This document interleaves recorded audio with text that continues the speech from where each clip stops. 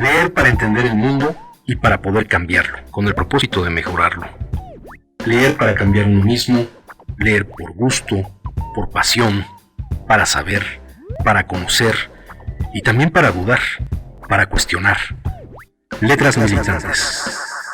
Comenzamos. Al escribir los artículos aquí recopilados, he tenido un solo propósito: difundir el conocimiento de la industria eléctrica en aquellos de sus aspectos que más afectan a la colectividad, sin entrar en campos propiamente técnicos, de ciencia pura, ingeniería o finanzas, por ser estos de interés restringido.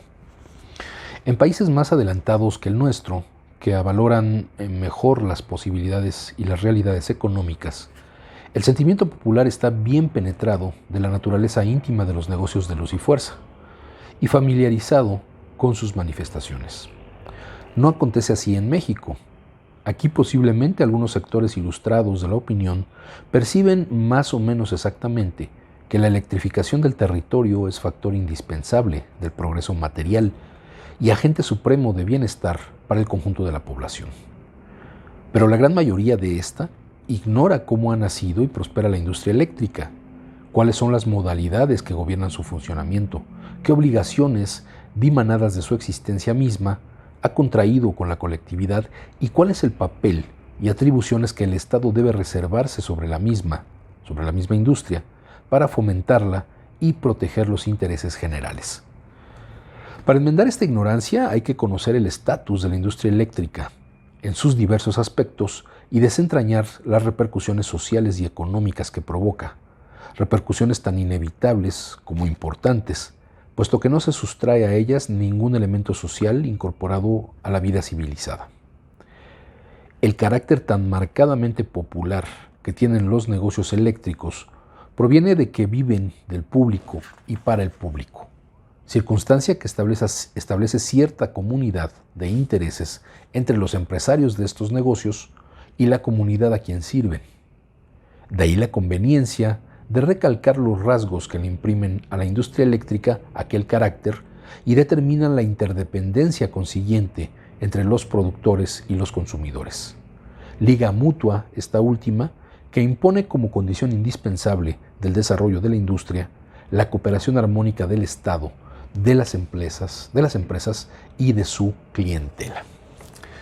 Muy buenas tardes, esto es Letras Militantes. En la sesión del día de hoy estamos abordando un libro muy importante que ya habíamos tratado de abordar en otra emisión hace tiempo, pero por diversas razones no se pudo hacer. Sin embargo, hoy afortunadamente cae en la coyuntura histórica, en el contexto histórico necesario para abordarlo adecuadamente. Este texto del ingeniero José Herrera y Lazo se titula La industria eléctrica, lo que al público interesa saber, y es un texto publicado en 1933, hace casi 90 años. Este texto sale a la opinión pública y pues ha llegado a nuestras manos para hablar del tema que hoy nos tiene a el Sindicato Mexicano de Electricistas en medio de una gran actividad, que es apoyar la reforma eléctrica constitucional que ha planteado el presidente Andrés Manuel López Obrador. Y antes de continuar con el texto, es necesario señalar algunos datos biográficos del autor de esta obra, del ingeniero José Herrera y Lazo. Él nace a finales del siglo XIX, en 1883, estudia ingeniería en la Escuela Nacional de Ingenieros, se titula como ingeniero civil en 1907, en los albores del siglo XX, y tiene una destacada carrera profesional, particularmente en las áreas de irrigación y de la industria eléctrica. Sus primeros trabajos los enfoca a la cuestión de la irrigación y del desarrollo de las áreas rurales, y el desarrollo tecnológico y la importancia que va adquiriendo la industria eléctrica hace también que se vaya enfocando a esta área, a su análisis, a su estudio y a la difusión de ese conocimiento, de ese desarrollo que se está generando. Él se distinguió como funcionario, se desempeñó en muchos puestos en diversas comisiones y departamentos y elaboró pues muchos textos sobre la industria eléctrica que son de particular importancia. Estos textos que vamos a leer de este libro, lo que al público interesa saber de la industria eléctrica, es una recopilación de artículos escritos por el propio ingeniero José Herrera y Lazo para el periódico El Universal entre 1931, 1932 y 1946. Aquí lo que vamos a leer es una parte muy pequeña, de esos artículos que recopiló en 1933 y que pues es una edición muy difícil de encontrar. Esta pues la encontré yo mismo navegando en internet buscando textos históricos sobre la industria eléctrica. Me encontré con este importantísimo texto del ingeniero José Herrera y Lazo. Y vamos a ver en la lectura de parte de estos artículos que contiene el libro cómo no ha perdido vigencia, cómo justamente en el momento en que nos encontramos hoy de buscar la recuperación de la soberanía energética de nuestro país, hay muchos espejos que nos presenta este texto escrito hace casi 90 años. Vámonos pues con el capítulo 8, la política eléctrica, la necesidad urgente de establecerla. Sería ocioso demostrar, pues es un hecho definitivamente aceptado, que la electrificación de cualquier país tiene una alta significación nacional y alcances sociales y económicos que afectan favorablemente al total de la población, ya sea considerada esta en conjunto o en los elementos individuales que la componen.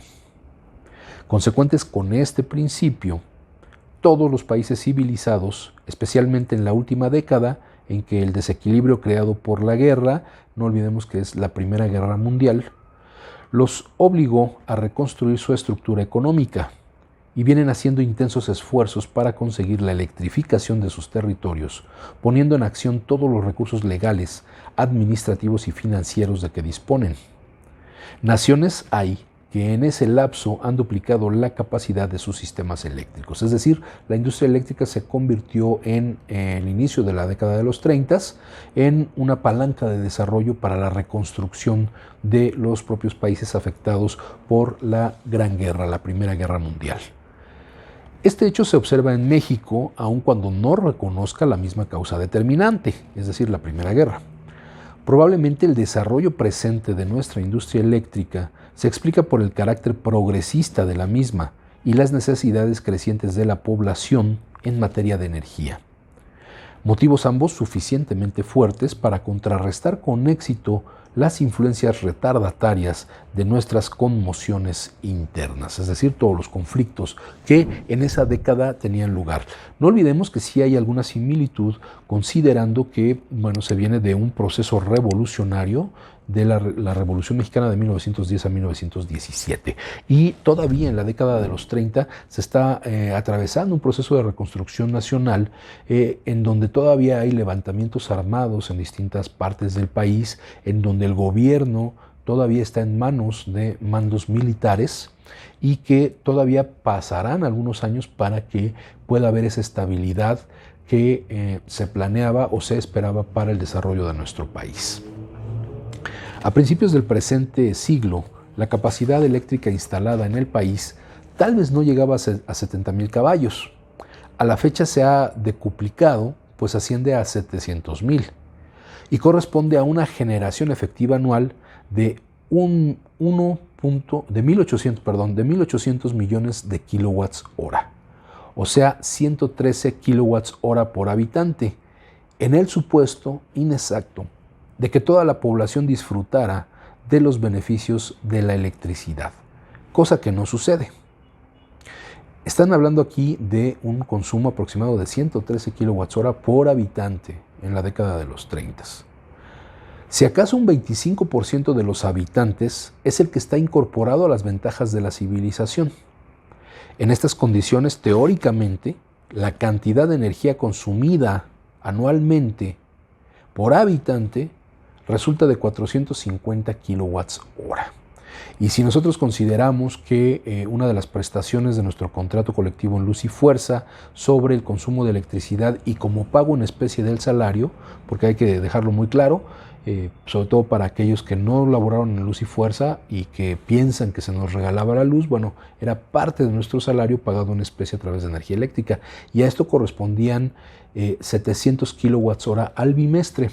que lógicamente no se consumían, o la mayoría no los consumíamos por el tipo de vivienda que teníamos. Pero estábamos hablando de ese tope de 700 kWh al bimestre, cuando aquí nos dicen que el consumo anual por habitante era de 450 kWh, lo cual pues, nos habla de la proporción que hay en el consumo de energía eléctrica, cómo ha ascendido, cómo ha crecido en estos casi 90 años que nos separan de este texto. En cuanto al capital invertido en los negocios eléctricos, posiblemente monta a 400 millones de pesos, que hoy pues, es una suma mínima frente a lo que se le destinaba en presupuesto a las paraestatales eléctricas. Los últimos 3 años particularmente han sido de gran actividad en materia de construcción de nuevos sistemas y ampliación de los existentes. Naturalmente, la depresión económica del momento actual ha detenido la realización de varios grandes proyectos. No olvidemos que en 1932-1933 estamos a unos pocos años de la primera gran depresión en el siglo XX, la primera depresión económica, la Gran Depresión, como es conocida, que pues, va a tener estas ondas de expansión y justamente ya en la década de los 30 va a tener sus impactos más fuertes en el resto de los países del mundo, particularmente en México. Entonces, pues esta crisis detiene los grandes proyectos, especialmente los que han sido planeados para el servicio de negociaciones mineras o metalúrgicas. Pero es de creerse que se trata de simples aplazamientos. Entre tanto, las empresas ministradoras de importancia trabajan empeñosamente por popularizar el uso de la electricidad y abrirle así nuevos campos de aplicación, con el propósito inmediato de colocar cantidades importantes de energía que la crisis económica ha dejado ociosas, por paro de minas, fábricas, etc., y la mira futura de crear nuevos mercados y demanda mejor diversificada que justifiquen y aseguren los proyectos que se tienen de ensanchar ulteriormente los sistemas de operación. Bueno, también no hay que olvidar, y esto hay que señalarlo muy bien, que el desarrollo de la industria eléctrica en esta década de los 30, en el caso específico de México, también se debe al empuje de los propios sindicatos, de las organizaciones de trabajadores electricistas, en el caso del Sindicato Mexicano de Electricistas aquí en la zona centro del país y otros pequeños sindicatos y agrupaciones que había en otros estados de la República, que se van a unificar en una confederación de trabajadores de la electricidad, que más adelante vamos a abordar, pero que en esta lucha por mejorar las condiciones de los trabajadores pasan a una mayor especialización de las relaciones de trabajo. Si bien en un principio, en un inicio de la industria eléctrica, muchas de las actividades eran generales, había que desarrollar varias actividades dentro de la jornada laboral, conforme se va desarrollando la tecnología, se van especializando estos puestos y lógicamente los sindicatos impulsan en que esta especialización sea reconocida y sea definida y se empiecen a delimitar las labores de los trabajadores al hacerse cada vez más especializadas. Es decir, ya son labores de supervisión de la maquinaria y de los procesos para que no haya disturbios, para que no haya fallas que puedan convertirse en accidentes mortales o en la interrupción del servicio de energía eléctrica. Y entonces por eso se van especializando estos puestos y va teniendo una mayor eficiencia el desarrollo de los procesos de generación, transmisión, distribución y comercialización de la energía eléctrica. Los hechos brevemente expuestos y que podríamos clasificar como físicos demuestran que la industria eléctrica en México ya reviste seria importancia, estabilidad y perspectivas alentadoras. Estas condiciones favorables, y precisamente porque lo son, reclaman la atención sostenida e inteligente del Estado sobre todas las manifestaciones de la misma industria, tanto más cuanto que, en proporción directa de sus adelantos, crecen los intereses colectivos vinculados a ella. Industrias extractivas, agrícolas, manufactureras, comodidades urbanas, etc. Entonces el Estado, ya lo prevé aquí el ingeniero Herrera y Lazo, tiene que tomar una mayor responsabilidad sobre el desarrollo de esta industria, que ya no es solamente proveedora de uno o dos ramos industriales, sino que tiene que ver ya con muchas de las áreas de desarrollo de la economía del país. Y tiene que haber, lógicamente, una mayor regulación para el desarrollo de esta industria. A decir verdad, Solo en los últimos tiempos y en forma intermitente, el gobierno ha intentado prestar a los asuntos eléctricos esa atención comprensiva a que antes me refería. Por largos años, para el criterio oficial, los negocios eléctricos quedaban englobados dentro del cuadro que abarca las actividades de las industrias de transformación, a pesar de que aquellas tienen una fisonomía muy propia que no permite tal incorporación. Fue necesario que la industria eléctrica llegara a cierto grado de desarrollo y que surgieran los problemas y hechos sociales que provocan el movimiento intenso de la misma industria para que el gobierno se resolviera a adoptar ciertas orientaciones respecto de ella, que estuvieran en consonancia con la naturaleza peculiar de dicha industria.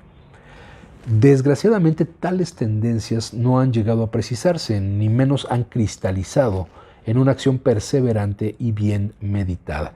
Ya ahí el ingeniero Herrera Lazo hablaba de que faltaba esta parte de planificación y desarrollo del propio Estado dentro de la industria eléctrica, un Estado más interventor, porque lo que se conocía era un Estado medianamente supervisor que permitía los despilfarros, los abusos por parte de estas empresas eléctricas, no solamente hacia sus trabajadores, sino hacia los propios usuarios de la energía. Al ser los únicos que estaban proveyendo este servicio, pues asumían que podían hacer lo que se les diera la gana. Y por ello se requería una mayor regulación del Estado, que se supone que la tenía, pero que no se desarrollaba en los efectos. Estamos autorizados, pues, para concluir que así como tenemos una política agraria, de irrigación, obrera, carecemos de una política eléctrica que encauce todas las manifestaciones de la industria relativa, impulse a esta y la reglamente en el sentido que más convenga, subrayamos, esta es la parte importante, que más convenga a los intereses colectivos y asegure la conservación racional de los recursos naturales que son fuente de producción de energía. Aquí, con una visión muy pionera, el ingeniero Herrera Lazo habla de el bienestar social que debe generar la energía eléctrica, pero a la vez de ese cuidado a el medio ambiente, ya con una visión ecologista, sin serlo, 80 años antes, donde habla de cuidar esa explotación racional de los recursos naturales. En otros términos, la política que se siga debe conducir a hacer accesible a todos la electricidad, distribuyéndola profusamente y a precio reducido. Él ya está planteando que debe haber una tarifa social, como la hemos denominado ya en el contexto actual, y a lograr que aquellos recursos se usen sin despilfarro, conforme a un plan general bien definido e inspirado en una visión amplia de las necesidades previsibles y de las posibilidades con que se cuenta para satisfacerlas. Así se expresa este especialista, que fue de estos funcionarios públicos, de estos primeros gobiernos nacionalistas, progresistas, que dieron esta visión de beneficiar a la población, de hacer una planeación estratégica para el desarrollo de las propias industrias, particularmente la eléctrica. No es posible entrar aquí en el examen detenido de los inconvenientes de fondo que ha acarreado la ausencia de un programa gubernativo en los negocios eléctricos. Sin embargo, ciertos hechos son de tal manera evidentes que deben ser mencionados. La ubicación esporádica de las primeras centrales que se crearon y las sucesivas ampliaciones introducidas a sus sistemas han sido ajenas a todo programa oficial. No olvidemos aquí que estas primeras plantas que se instalaron en el país obedecían justamente a este nacimiento a lo salvaje, a esta, entre comillas, libre competencia entre las empresas que desarrollaron la industria eléctrica, que eran las empresas mineras y las empresas textiles, la industria textil y la industria minera, que eran las que requirieron en un primer momento la generación de energía eléctrica y formaban sus propias plantas. Y entonces esto obligaba a que estas generadoras de energía eléctrica se encontraban principalmente cerca de estos centros industriales, de las minas, pues lógicamente enclavadas en la sierra o en algunas regiones inhóspitas, o de la industria textil, que no necesariamente estaba dentro de los centros urbanos. Por ello, pues el desarrollo que se dio de esta parte de la industria eléctrica no fue con una visión de expandirse para generar un beneficio social, sino, como lo dice el texto, para un interés particular. Generalmente no han tenido más guía que el natural espíritu del lucro y la satisfacción de necesidades inmediatas, ya sean manufactureras, mineras o urbanas. También porque recordemos eso, después del uso industrial que se le da a las primeras plantas de generación, lo que sigue es el alumbrado. Va a ser primero el alumbrado para estas fábricas, para estas minas, para que pueda hacer el tránsito de sus trabajadores, pero después se va extendiendo al alumbrado de los centros urbanos en donde viven justamente estos trabajadores. Y ya de ahí se va a empezar a desarrollar pues la iluminación o el uso de la energía eléctrica para fines comerciales, para tiendas, pequeños establecimientos, para las oficinas de gobierno, y ya después para los propios pobladores, para que tengan luz en sus casas.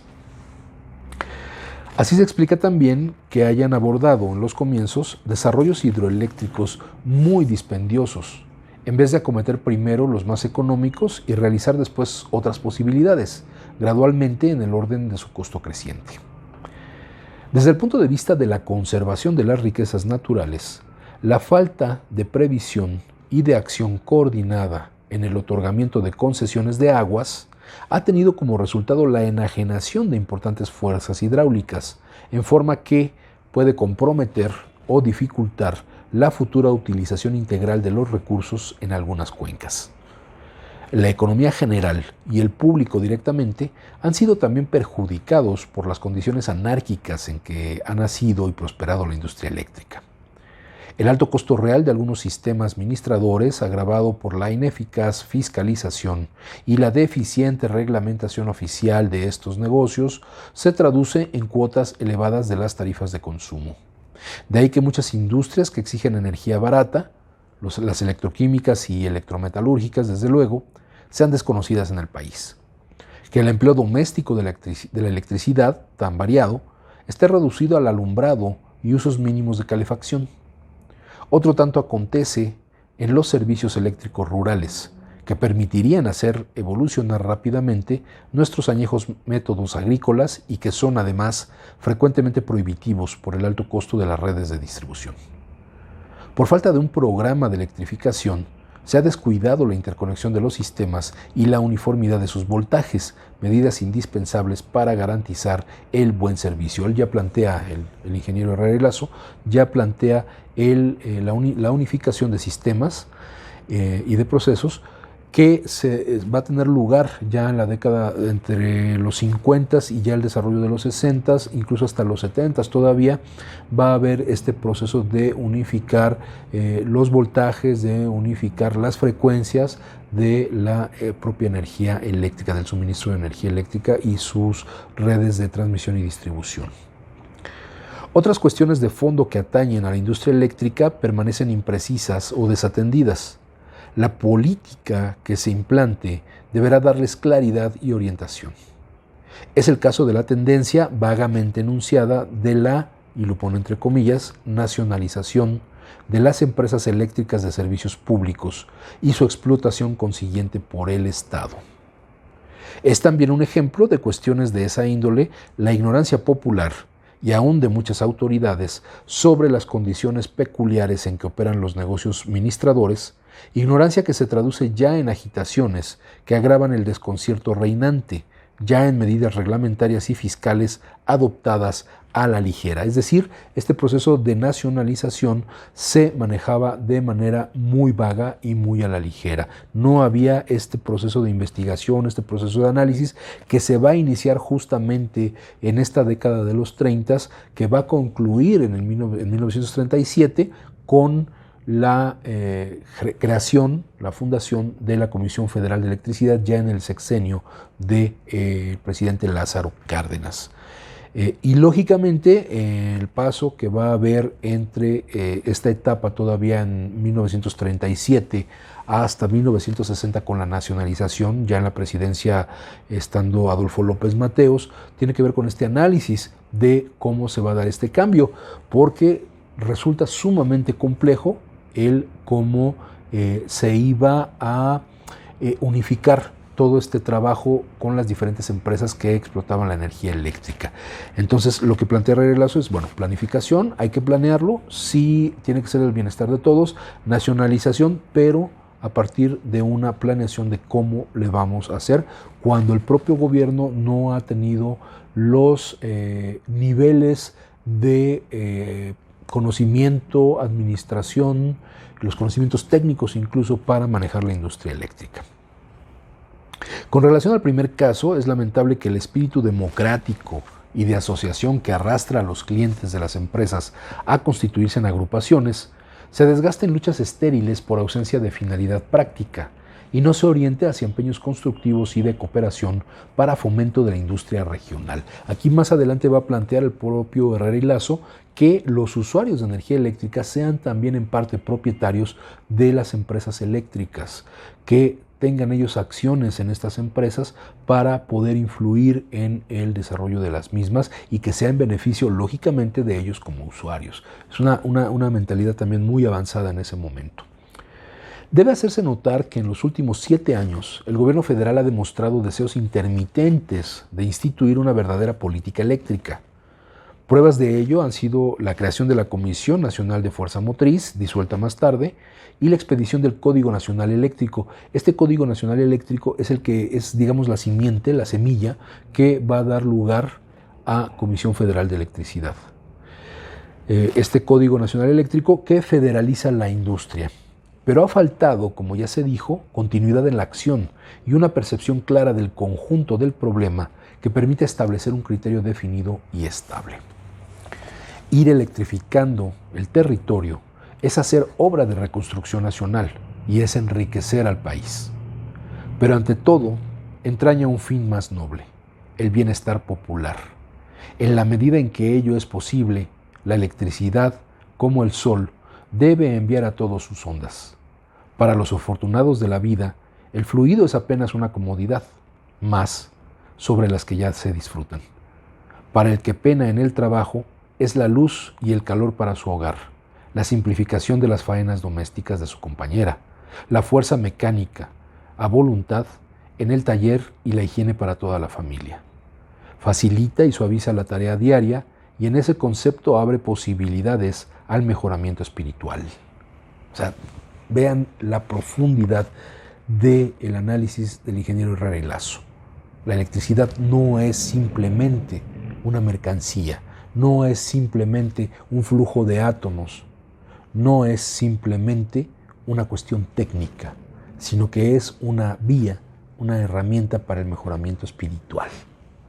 Es, pues, una misión social la que incumbe a la electricidad, y he ahí por qué la política eléctrica merece ser vista con más solicitud. Así termina este artículo de enero de 1932. Vámonos a una pausa y regresando de la pausa continuamos con la lectura de este texto, La industria eléctrica, lo que al público interesa saber. En un momento regresamos. Estás escuchando Letras Militantes.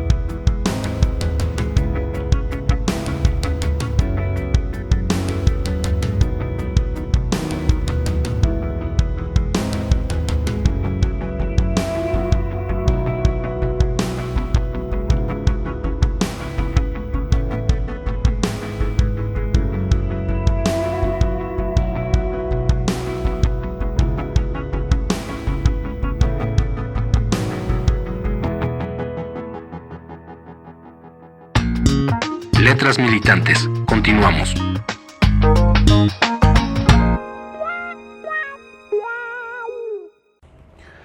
Ya estamos de vuelta en Letras Militantes con un interesantísimo texto del ingeniero José Herrera y Lazo, escrito hace casi 90 años, a partir de sus artículos que escribía en el periódico La Universal, recopilados en este importante libro, La industria eléctrica, lo que al público interesa saber, y que debe formar parte de nuestro acervo cultural como trabajadores electricistas.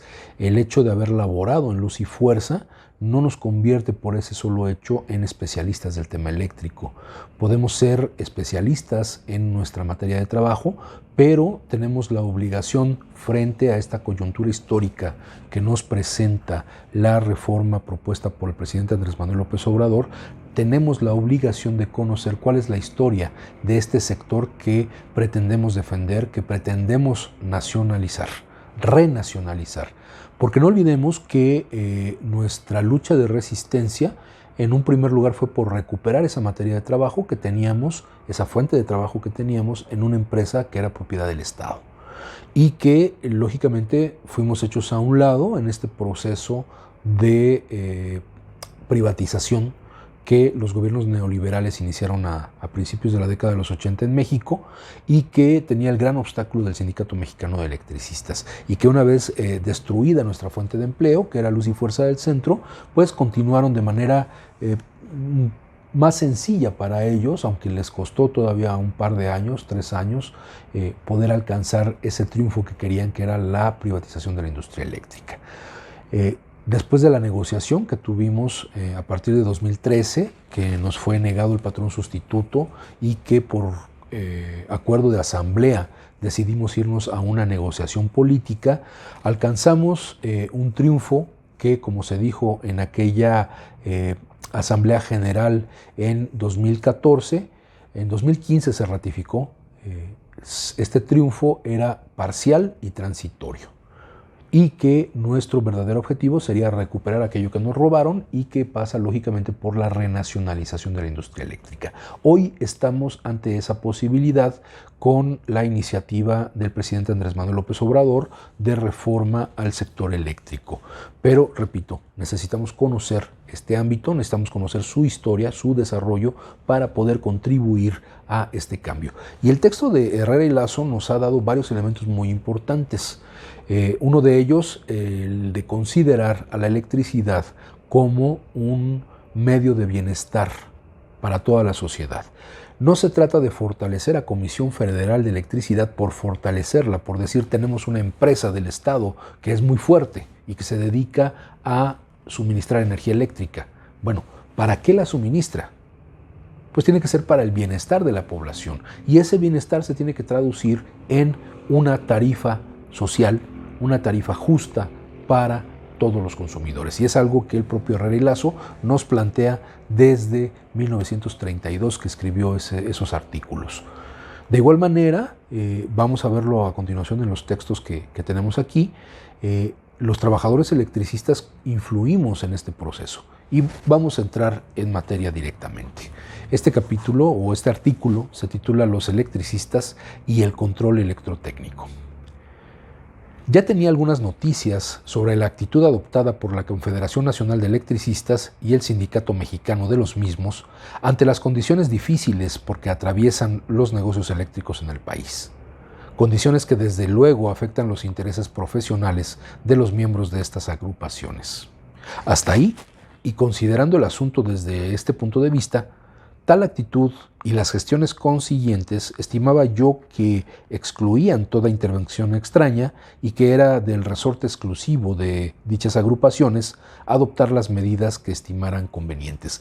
Aquí nos menciona Herrera y Lazo a la Confederación Nacional de Electricistas, que fue esta organización de organizaciones que parte del Sindicato Mexicano de Electricistas y de una iniciativa que encabeza uno de nuestros padres fundadores, el compañero Celis, que se dedica pues a transitar por diferentes estados de la República para ir organizando sindicatos o formar divisiones que se van a integrar al Sindicato Mexicano de Electricistas. En un momento dado, a fines de la década de los 20, y como bien lo reseña nuestro querido amigo, maestro y historiador de cabecera del Sindicato Mexicano de Electricistas, el maestro Víctor Sánchez, llegaron a ser hasta 25 divisiones las que tenía el Sindicato Mexicano de Electricistas, en lugares como Guanajuato, como Querétaro, como Puebla, no solamente Necaxa, sino el estado de Puebla, y en lugares pues cada vez más lejanos, ampliando el espectro de influencia de nuestro sindicato. Claro que en muchos de los casos estos integrantes de la Confederación no eran directamente afiliados o agremiados al Sindicato Mexicano de Electricistas. Estaban agremiados a la Confederación Nacional, pero tenían sus propias organizaciones de electricistas. Sin embargo, el Sindicato Mexicano de Electricistas va a tener un peso importantísimo dentro de esta confederación, al grado que ese poder, esa centralidad que tenía el SME es la que genera diferencias con los otros sindicatos y va a orillar a que el SME se salga de la confederación ya en la década de los 30 y esta confederación vaya teniendo diferentes transformaciones que ya abordaremos en algún capítulo más de Letras Militantes, que van a dar lugar a los grandes sindicatos nacionales que van a contender contra el sindicato de la Comisión Federal de Electricidad y finalmente van a construir a la SUTERM. Pero ese es tema de otro programa que ya abordaremos. Y dice también, pero la nota que sobre el particular, bueno, porque habla de que para Herrera y Lazo, la discusión interna de la Confederación Nacional de Electricistas y del SME era un asunto que competía exclusivamente a los trabajadores electricistas. Pero la nota que sobre el particular publicó el Universal presenta el asunto bajo otro aspecto. Al referirse a las gestiones que están haciendo la Confederación y el sindicato ante la Secretaría de Industria, con el propósito inmediato de enmendar deficiencias de fondo y de detalle de qué adolece el Departamento de Control Eléctrico, o sea, ya cuestiones técnicas, como les decía también en el bloque anterior, el buscar mejores condiciones laborales, de especializarse en los puestos y de tener labores de mayor supervisión, lógicamente va decantándose en un mayor conocimiento técnico del área eléctrica y con ello una mayor influencia de los sindicatos electricistas, particularmente el SME, en señalar los problemas ya de índole técnico, no solamente laboral, que pudiera tener la empresa o las empresas, las compañías, como se le decía en ese entonces, y que pues se requería la atención por parte del gobierno como interventor dentro de estas situaciones. Entonces decíamos, situaciones de fondo y de detalle de qué adolece el Departamento de Control Eléctrico y que perjudican los intereses gremiales de los electricistas. Mencionan, muy lógicamente, algunos puntos fundamentales de la industria cuyas repercusiones se extienden al público en general y aún a la vida económica del país. En efecto, puntualizan temas como la revisión eficaz de las tarifas para venta de energía. Nuevamente, el Sindicato Mexicano de Electricistas también históricamente ha buscado ese beneficio para los usuarios.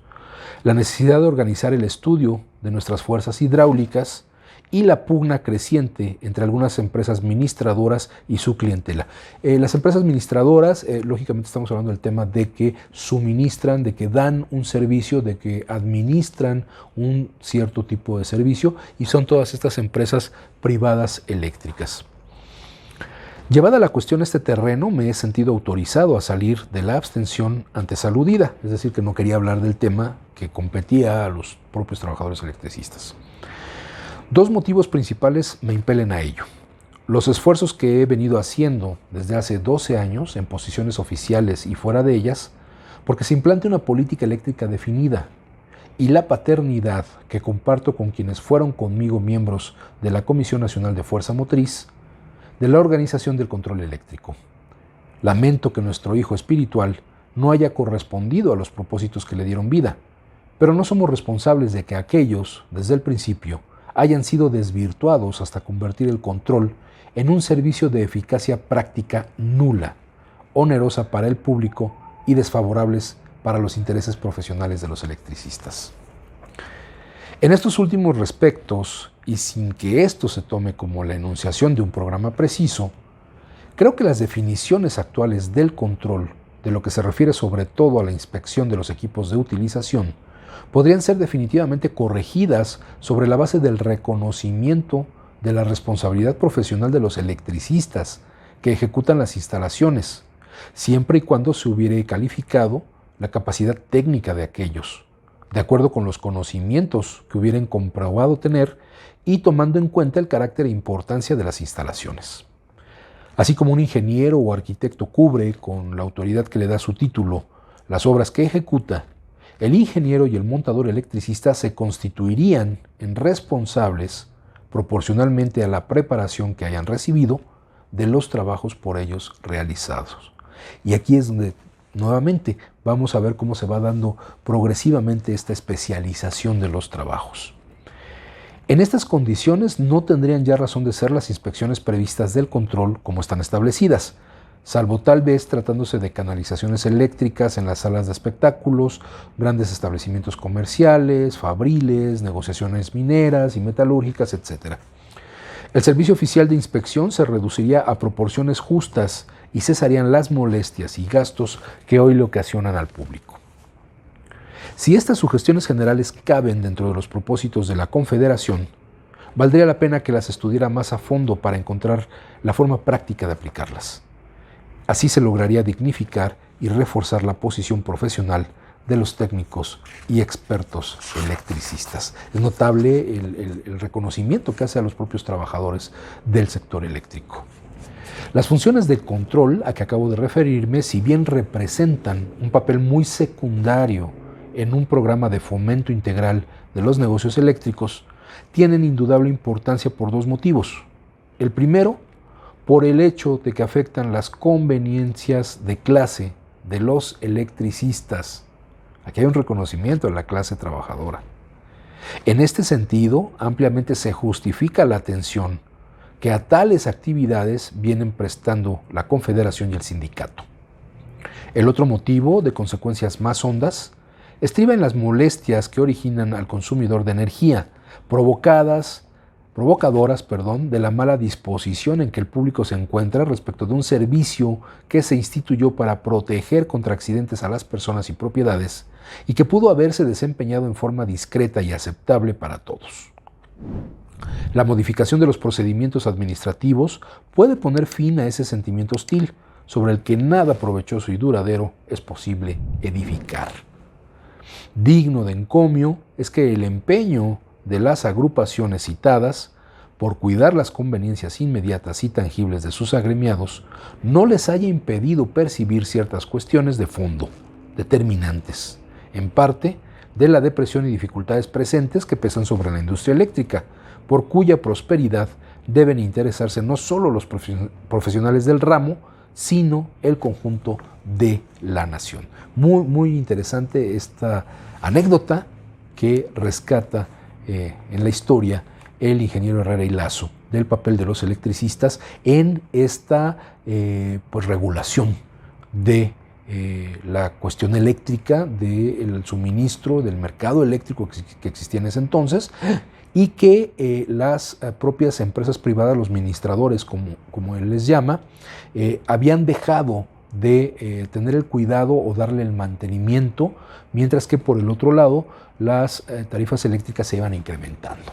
Entonces, por un lado, la protesta, la lucha de los trabajadores en materia de sus condiciones laborales también tiene una repercusión en la óptica de beneficio que debe tener la industria.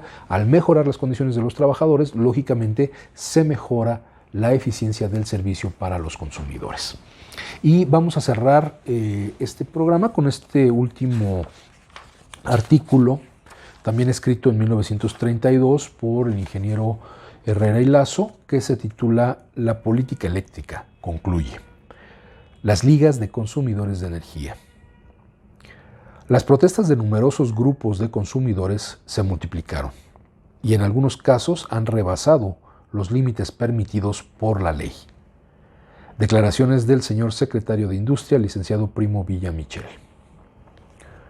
Aquí ya estamos viendo que también en la década de los 30 ya la manera de protesta, las formas de protesta, las formas de lucha de los usuarios ya llegaban a cuestiones que eran o que querían ser sancionadas por las autoridades de este país.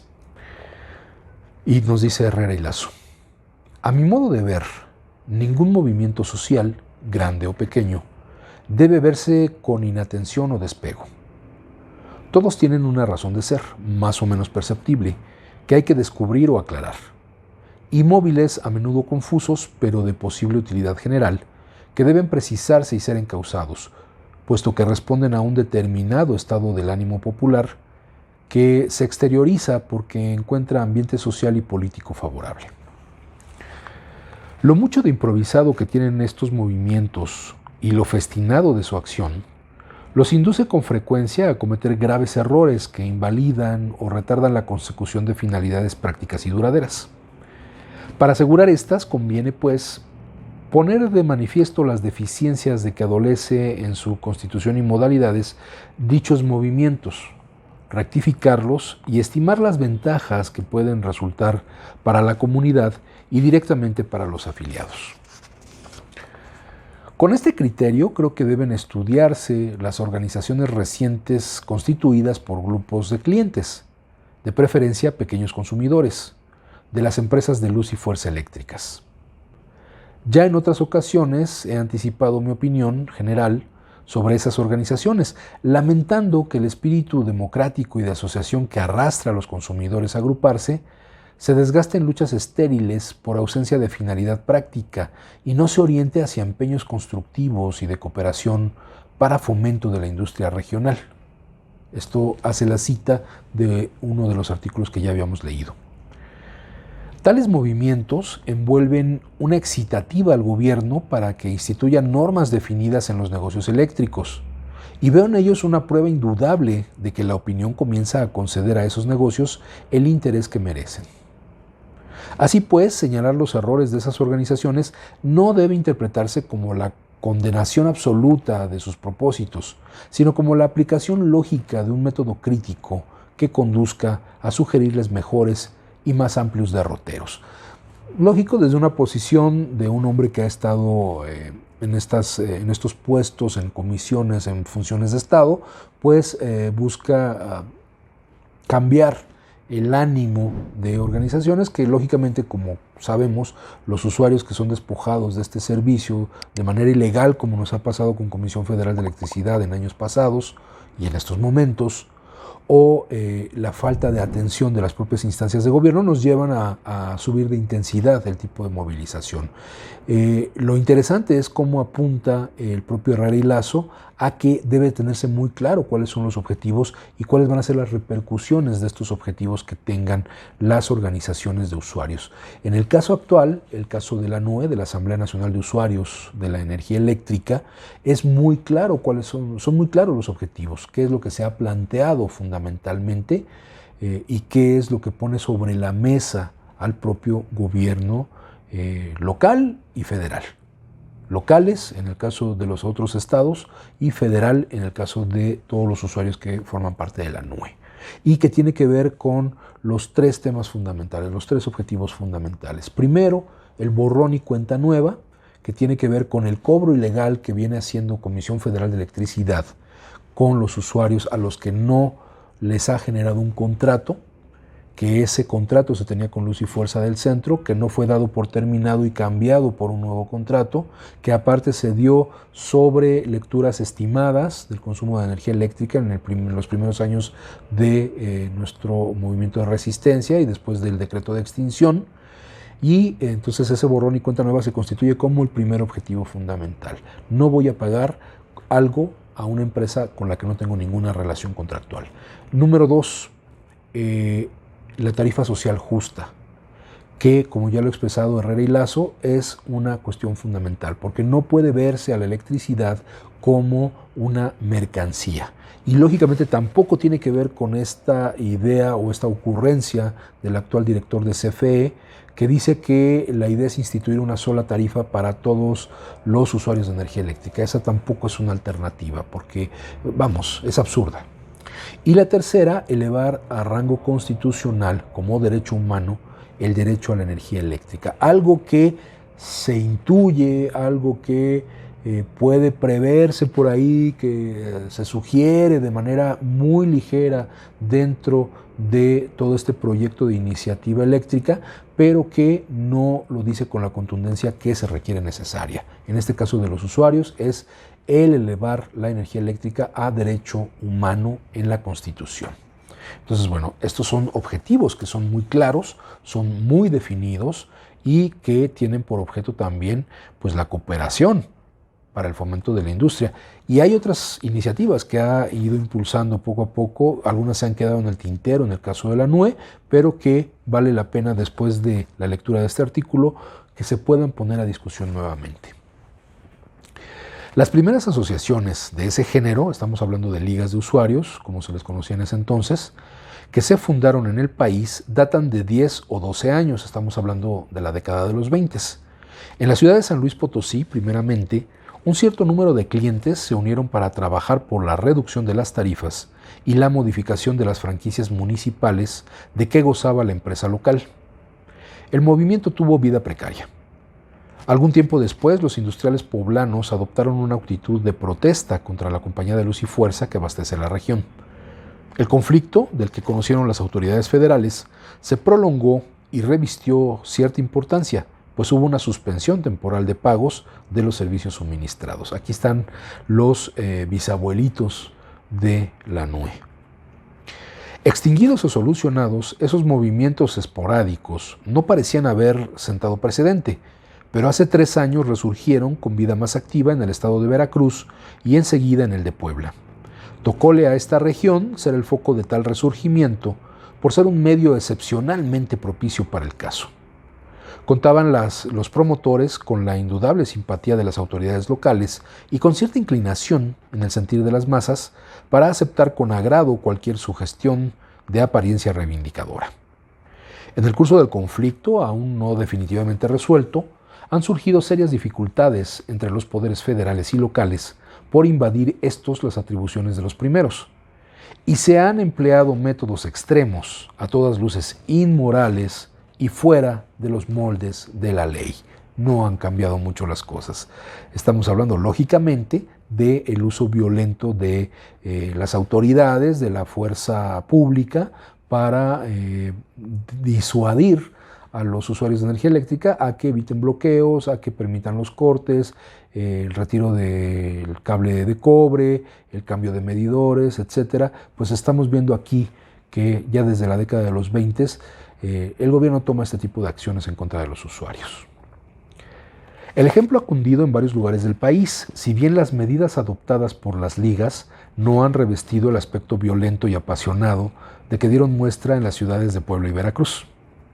En Toluca, muy recientemente, la tirantez de relaciones entre la empresa y las asociaciones de consumidores obligó a la Secretaría de Industria, como alguna vez comenté, a llamar la atención del Ejecutivo local sobre la necesidad de hacer respetar la ley violada por la Liga y dar garantías y aliento al capital invertido en industrias de la importancia social de la eléctrica.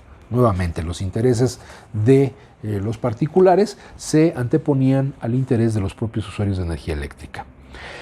En la Ciudad de México se han formado algunas asociaciones de consumidores, pero no han prosperado.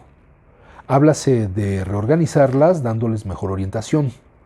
Resulta extraño a primera vista esta falta de éxito, tratándose como se trata de la primera ciudad y del mejor mercado de energía eléctrica de la República. Pero hay que reflexionar que las grandes metrópolis son esencialmente conservadoras, menos sugestionables y albergan grandes intereses contrarios que contribuyen a mantener el estado de cosas existente. Por otra parte, el público se da cuenta de que la acción directa, que con tanta eficacia aparente se ha esgrimido en contra de las empresas en otros lugares, a ciencia y paciencia de sus autoridades, no prosperaría en la capital del país por no tolerarlo el gobierno federal. Y hoy, bueno, pues ya en el caso de la NUE vemos que han cambiado las cosas en ese sentido, pues en el área metropolitana es donde se ha presentado una mayor resistencia por parte de los usuarios. Todas las asociaciones de que se trata presentan las mismas características fundamentales. Tienen un punto de partida común, el desconocimiento, tácito o implícito, de los contratos celebrados por los miembros de la Liga con la compañía eléctrica que los sirve. Buscan la finalidad concreta, que es también su propósito principal, de obtener la reducción de las tarifas. Si bien algunas de esas asociaciones se han asomado más al fondo del problema, pidiendo la revisión de las concesiones y franquicias de que disfrutan las empresas. Invariablemente se han organizado con el carácter de sindicatos de resistencia, tal vez porque es el único molde legal disponible. Sus medios de sostenimiento financiero son las cuotas que asignan a sus agremiados, un tanto por lámpara instalada, por ejemplo, y los ingresos, de legalidad muy discutible, provenientes del pago de reconexiones hechas directamente por la Liga en los casos en que el servicio ha sido cortado a alguno de sus miembros por la compañía abastecedora. Sabemos, ahí están los antecedentes de muchas cosas que conocemos. En estas asociaciones, el principio y la fortaleza de su acción, y yo añadiría lo que autoriza las esperanzas que tengo respecto de su capacidad para evolucionar provechosamente, es la adhesión de la voluntad popular. Y en tal virtud, sus directores echan mano de ideas simplistas y procedimientos impresionantes, que saben son los únicos eficaces para subyugar el cerebro de las multitudes.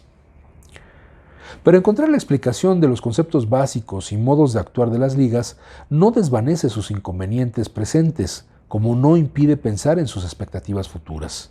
Estudiar unos y otras sería un intento para armonizar los derechos de la razón con las necesidades de hecho que esas asociaciones defienden, pues tal combinación, y solamente ella, permitirá hacer obra útil. A los incondicionales partidarios de las ligas yo les repetiría la recomendación de Dromard. Perseguir el bien, tal como ha sido concebido, es lo más fácil, pero casi siempre también es lo más malo. Perseguir el bien, tal como es posible, he aquí lo difícil, y sin embargo, el único camino fecundo. Este texto es de septiembre de 1932, de la autoría del ingeniero José Herrera y Lazo. Y bueno, hasta aquí llegamos en esta emisión de Letras Militantes. Las invitamos, como de costumbre, a estar al pendiente de los llamados de nuestra organización. Tuvimos recientemente, el sábado 20 de noviembre, en el marco del 111 aniversario de la Revolución de 1910-17, y pues que es el marco justamente de la tercera gran transformación. Cuando se habla de las 4 transformaciones, pues nos lo han dicho. La primera fue la independencia, la segunda la guerra de reforma, la tercera la Revolución Mexicana. Y bueno, en el marco de esa tercera gran transformación del país, se hizo esta asamblea de organizaciones sociales aquí en el Sindicato Mexicano de Electricistas, y sus acuerdos fue buscar justamente el apoyo directo, la difusión, la explicación de en qué consiste esta reforma eléctrica del presidente Andrés Manuel López Obrador. Nuestra propia Asamblea General tiene varios acuerdos en ese sentido. Los invitamos a que profundicemos en ellos y que participemos en las convocatorias que nos haga nuestro sindicato para participar en las actividades que tengan como fin impulsar esta recuperación de nuestra soberanía eléctrica. Por lo pronto decimos esto es todo para Letras Militantes el día de hoy, y esperamos contar con ustedes la próxima semana. Muy buenas tardes y muchas gracias. Decía Samuel Smiles, el libro es una voz viviente, es una inteligencia que nos habla y que escuchamos. Acompáñanos en la próxima emisión de Letras Militantes, a través de Radio SME, donde a los libros les damos la palabra.